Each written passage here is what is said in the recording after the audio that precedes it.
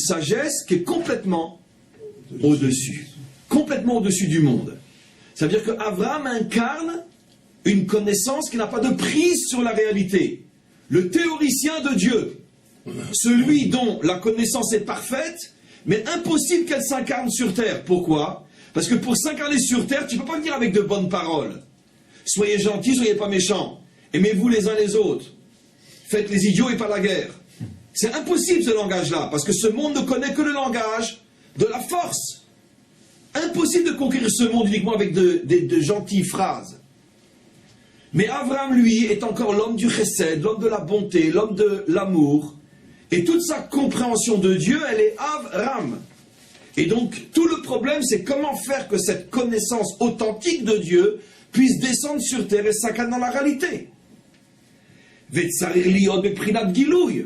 Hachem voulait que le modèle spirituel authentique, au niveau de la théorie, mais authentique d'Abraham, puisse devenir un modèle pour tous sur terre, en bas.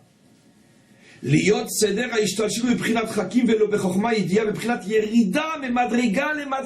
ce qu'il va dire.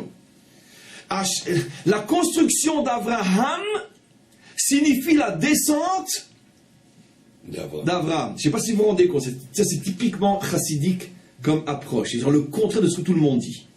Si vous interrogez n'importe quel rabbin dans la rue, d'accord, vous lui dites, explique-moi quelle est la différence entre Abraham et Abraham. Il va dire, ben, il va nous faire le geste. Mais il y avait Abraham, et puis il a monté avec les grâces aux 10 épreuves. C'est comme une échelle, il va vous dire. Il est monté. Il s'appelait Abraham. La vision réelle, c'est exactement le contraire.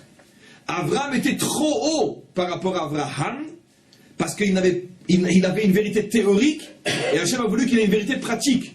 Mais pour descendre pour arriver de la pratique à la théorie, il faut descendre dans le monde.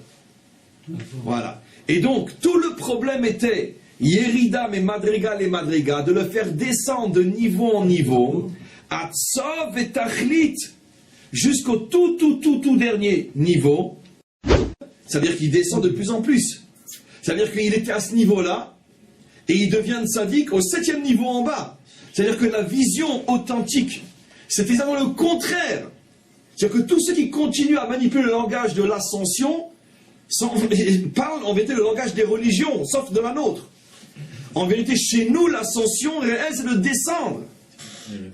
C'est ça le sod Yerida. Oui, mais quel est le sod de Yerida, le Tzorer Aliyah?